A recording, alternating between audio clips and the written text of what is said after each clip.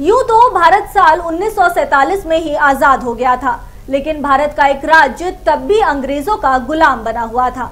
जहां एक तरफ भारत अपनी स्वाधीनता को बड़े ही गर्व से मना रहा था, वहीं भारत का एक राज्य अंग्रेजों के बेड़ियों में इस तरह जकड़ा हुआ था कि वहां के लोगों के पास किसी भी तरह का कोई अधिकार नहीं था। और तब भारतीय सेना के 30,000 जवानों ने मिलकर वहां के लोगों को उस गुलामी से आजादी दिलाई और भारत का एक अटूट अंग बना दिया। नमस्कार, मैं निकिता शुक्ला और आप सभी का स्वागत है इंडिया न्यूज में। आज हम बात करने जा रहे हैं भारतीय सेना के एक ऐसे ऑपरेशन के बारे में जिसमें भारतीय सेना के तीनों सैन्य टुकड़ियों ने मिलकर लगातार 36 घंटे तक युद्ध लड़ा और अपने एक बार फिर देश के वीर सपूतों ने देश को गौरवान्वित महसूस करवाया। जी हां, हम बात कर रहे हैं ऑपरेशन विजय की। ये कहानी है साल 1961 की, जब भारतीय सेना ने 19 दिसंबर 1961 में गोवा को पुर्तगाली शासन से आजादी दिलाई थी।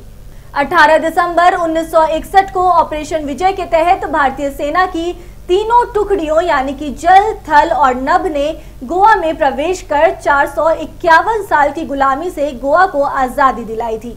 इस युद्ध में भारत और पुर्तगाल की सेना के बीच लगभग 36 घंटे तक लगातार युद्ध चला और आखिरकार पुर्तगाली सेना ने भारत के सामने घुटने टेक दिए।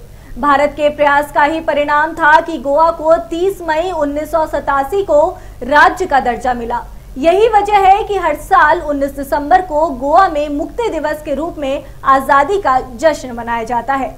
बता दें कि ब्रिटिश और फ्रांस के सभी औपनिवेशिक अधिकारों के खत्म होने के बाद भी भारतीय उपमहाद्वीप, गोवा, दमन और दीव ने पुर्तगालियों का शासन था।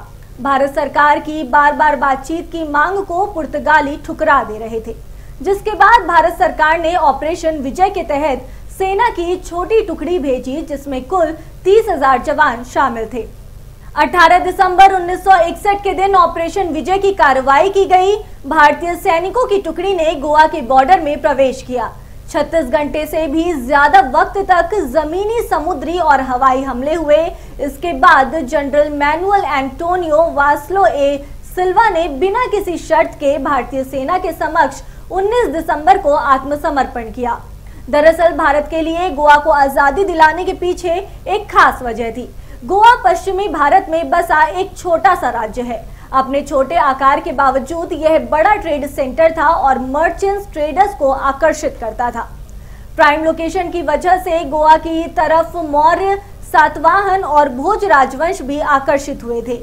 350 ईस्वी में गोवा बहमानी सल्तनत के अधीन चला गया, लेकिन 1370 में विजयनगर साम्राज्य ने इस पर फिर से शासन जमा लिया। विजयनगर साम्राज्य ने एक सदी तक इस पर तब तक आधिपत्य जमाए रखा जब तक कि 1469 में बहमानी सल्तनत फिर से इस पर कब्जा नहीं जमा लिया।